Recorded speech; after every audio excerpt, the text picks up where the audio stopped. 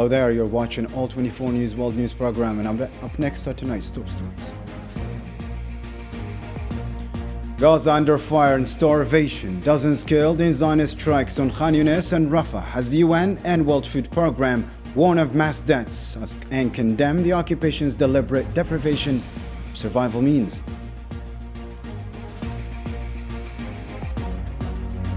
The United States vetoed a UN Security Council resolution for an immediate and permanent ceasefire in Gaza, and Algeria slams the veto, reaffirming its unwavering support for Palestine.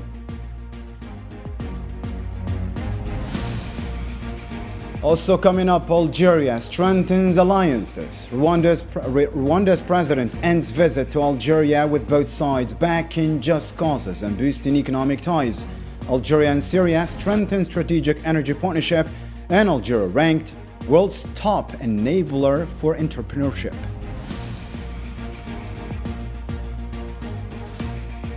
And later on, Putin blames Kiev for sabotaging peace talks with terror attacks as Zelensky rejects Russian ultimatum, and NATO slams the Russian president for manipulation.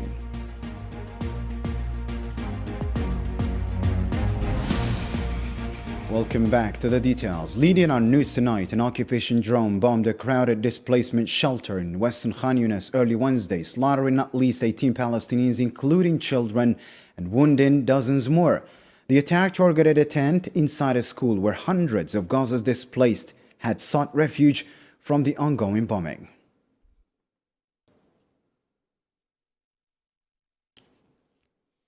The Palestinian Civil Defense said it recovered 23 bodies and evacuated 200 wounded from a U.S. aid center in Rafah, southern Gaza Strip. This follows a report by the EU Mediterranean Human Rights Monitor confirming over 600 Palestinians killed or injured by occupation forces at 3 aid distribution points since the start of the Zionist offensive.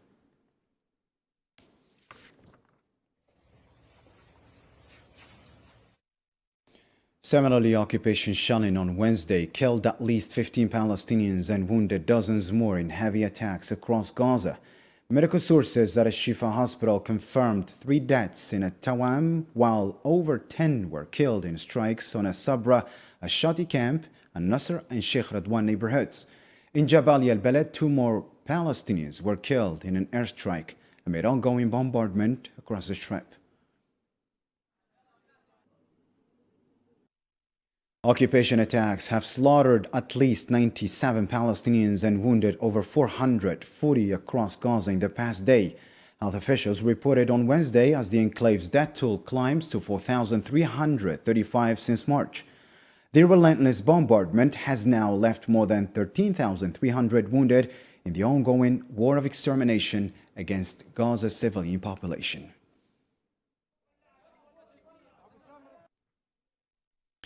Pivoting to the humanitarian crisis, the World Food Programme declared on Wednesday that every resident of Gaza is now facing acute food insecurity, with 70,000 children is in urgent need of treatment for severe malnutrition.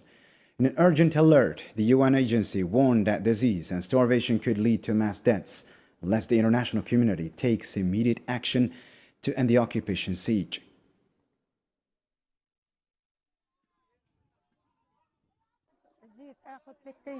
I came to the soup kitchen because the children don't have anything to eat. I wanted to get them some cooked food to eat. I've been here for an hour and a half, almost 2 hours to get food. I haven't taken any food and they are saying it's finished, and we didn't take any.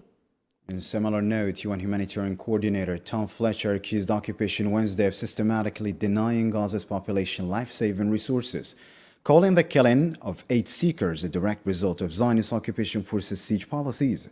He stated that these horrific scenes don't happen by accident, condemning the calculated deprivation of food, water, and medicine in the besieged enclave.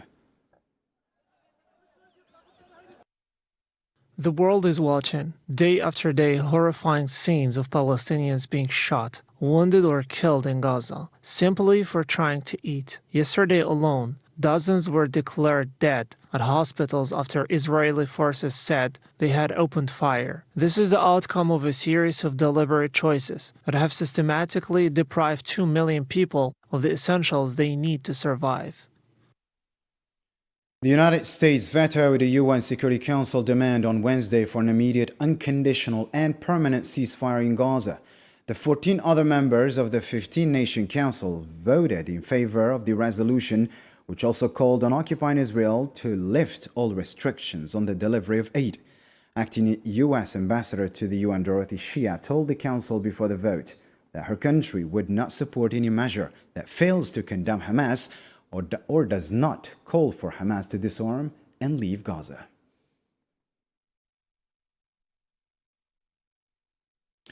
Algeria's permanent representative to the UN, Ammar Benjamak, then condemned the halting by the US of the UN Security Council's resolution to end the war in Gaza Strip. In his intervention during the voting session, Benjamak said that the majority vote was a message for the Palestinians that they are not alone, and a message for Israel that the time of impunity was over. Awaken. The draft resolution that was halted today was not the voice of a few, but the collective will of the entire world, north and south, east and west.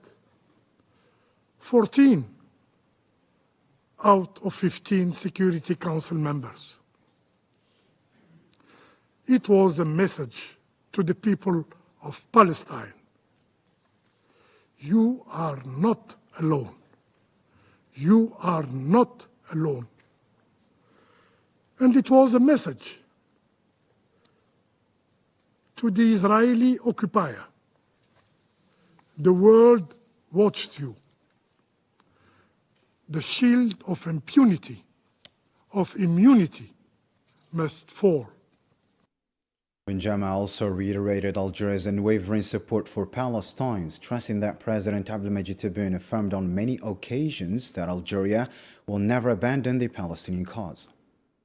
Today's vote is not a conclusion. It is another prelude. It is another beginning. As President Abdelmadjid Tebboune has affirmed, Algeria will not abandon Palestine. We have stood with it in its pain, and we will stand with it in its resurrection.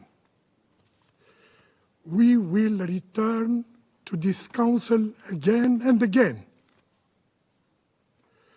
We will return for the children who died before they knew what childhood meant. Moving on to Morocco now, the Moroccan Front to Support Palestine slammed the government's latest military and trade deals with the Zionist entity on Wednesday, calling the move a direct challenge to popular will and a treason against Palestine. In a fiery statement, the coalition accused the Makhzen regime of accelerating normalization despite growing public outrage over what it called the desertion of the Arab cause.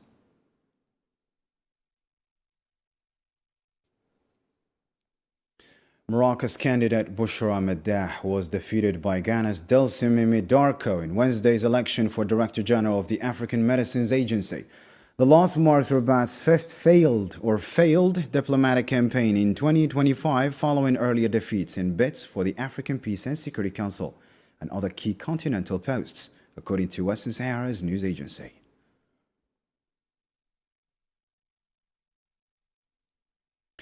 Moving on to Algeria's related news stories, Algerian President Abdelmadjid Tebboune, in his capacity as Supreme Commander of the Armed Forces and Minister of National Defense, convened a meeting of the Supreme Security Council on Wednesday, according to the Algerian presidency.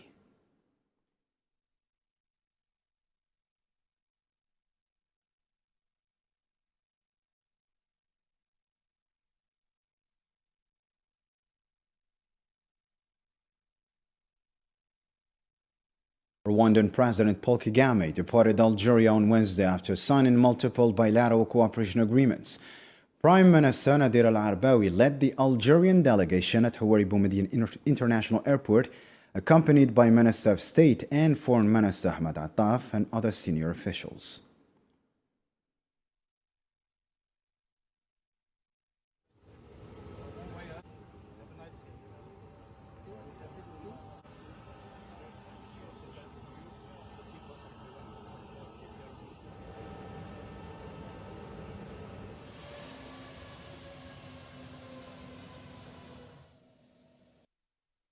President Paul Kagame's visit to Algeria cemented shared diplomatic stances on Palestine and Western Sahara while forging new bilateral cooperation paths. The talks highlighted unified positions on core regional issues and mutual commitment to deepen economic and political ties. Marwa Blaour has more in this report.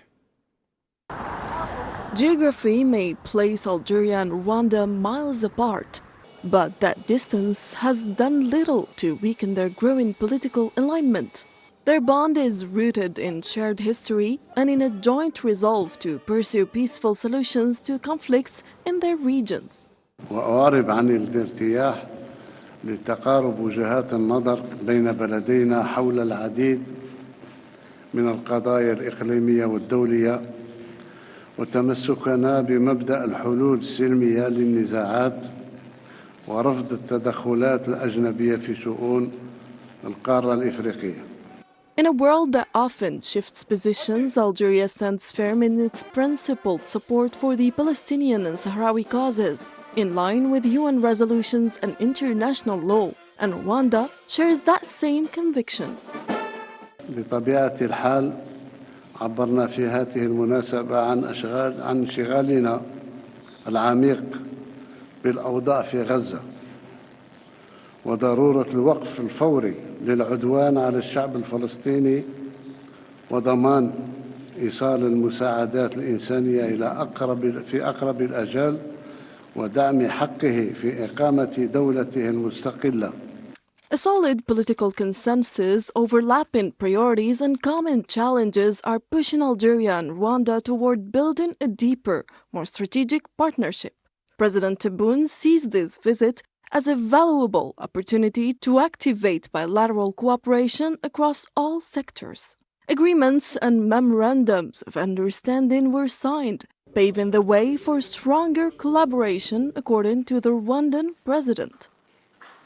The President and I had very constructive discussions which built on the long-standing friendship between our two countries. The diplomatic presence of Rwanda in Algeria, which we hope to have soon, will create more opportunities to strengthen our economic ties and see more engagement between our private sectors.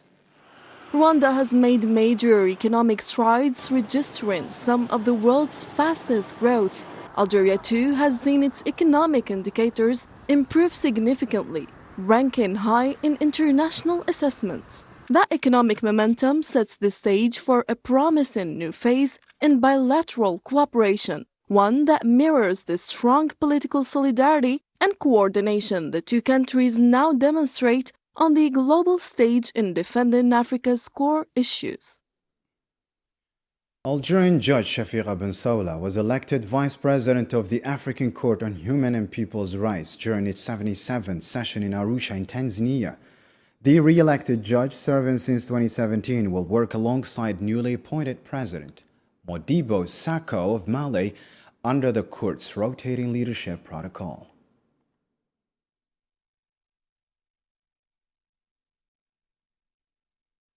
Algeria and Syria reinforced their strategic energy partnership Wednesday during a phone discussion between energy ministers Mohammed Arqab and Mohammed al-Bashir.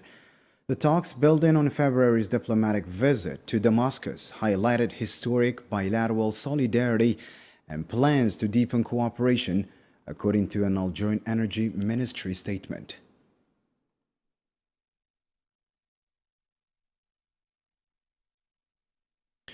Algeria claimed the top global ranking for entrepreneurship enabling policies at the Global Entrepreneurship Summit in the United States.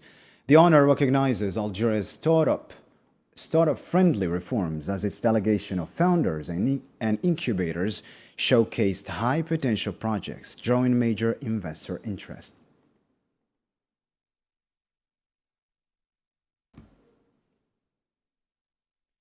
GMV Maritime Transport launched a new maritime line on Wednesday connecting the port of Algiers and the port of Sète.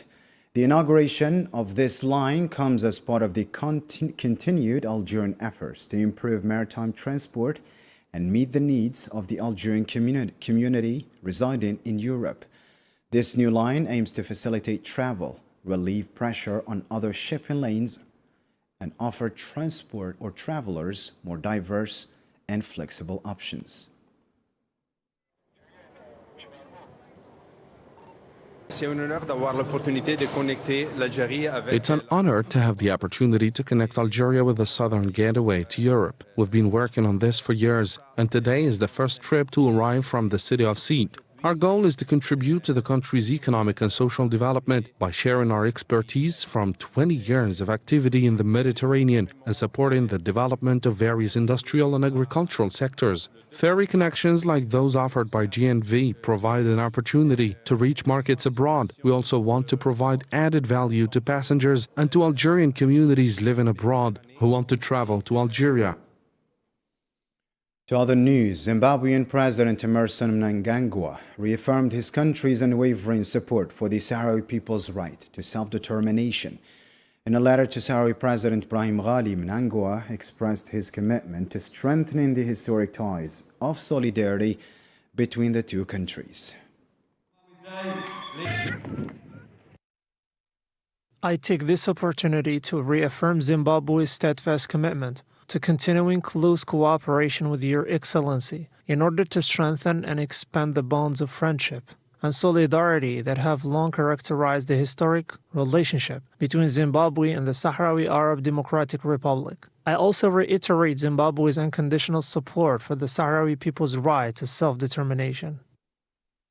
Switching focus to Eastern Europe, a third bombing of the Kerch Bridge and new Russian gains in Sunny signal a sharp military escalation, while faltering peace talks in Istanbul reveal tough Russian conditions for a ceasefire firmly rejected by Ukraine.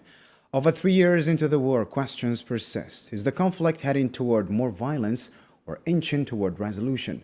Hossein Burkan reports now. Explosions rocked the calm waters under the Kerch Bridge, their shock waves reaching Istanbul. Ukraine's security service claimed responsibility, calling it a unique operation and marking the third strike on the key link between Russia and the disputed Crimean Peninsula. On the other side, Russian forces announced the capture of Andrivka and Sumy, northeastern Ukraine. While Ukrainian sources still list the town as under their control, the ground reality is different. Since March, Russia has taken over 120 square kilometers in this sensitive border region.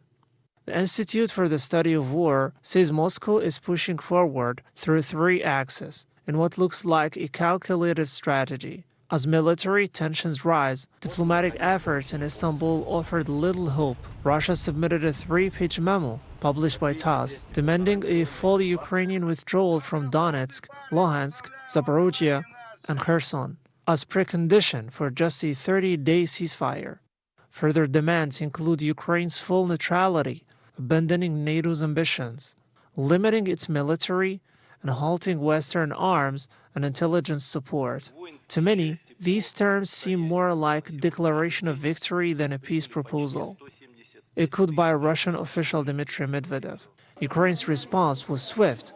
Foreign Minister Andrei Sybiha rejected what he called unrealistic ultimatums, accusing Russia of showing no genuine intent for peace. 3 years into the war, the path to peace remains uncertain, with neither side willing to compromise. The conflict drags on, deepening the toll on both lands and lives. Russian President Vladimir Putin directly blamed Ukrainian leadership Wednesday for weekend strikes on Kursk and Bryansk bridges, calling them political level terror attacks designed to derail negotiations. In a government video conference, he asserted Kiev ordered the infrastructure assaults to escalate rather than discuss peace.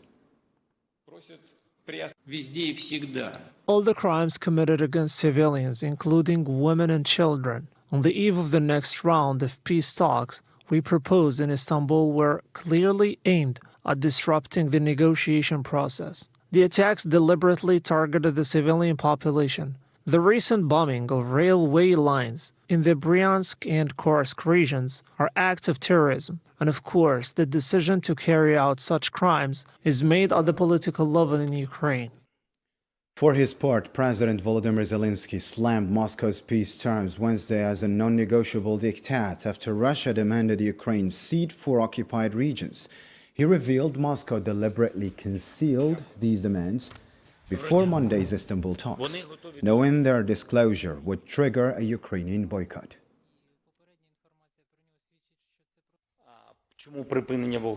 The continuation of diplomatic discussions in Istanbul involving individuals who have no decision-making authority is, in our view, meaningless. The Russians knew very well that their proposal amounts to an ultimatum.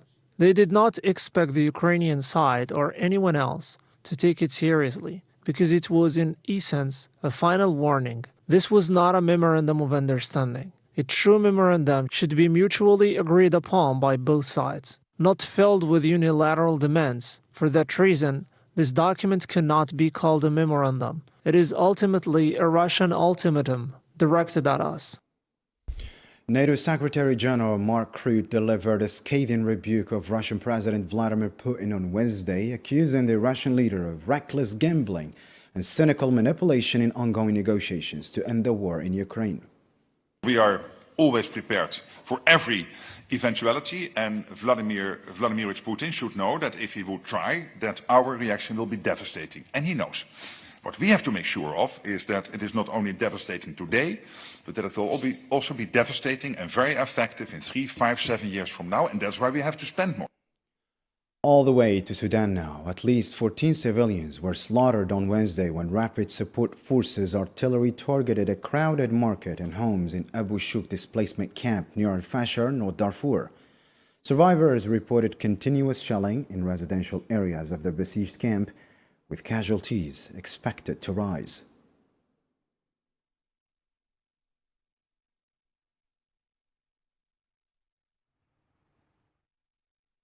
In another global news story, the European Union confirmed on Wednesday that negotiations with Washington are advancing rapidly and constructively, with Trade Commissioner Maroš Šefčovič citing productive Paris discussions with the U.S. counterpart Catherine Tai.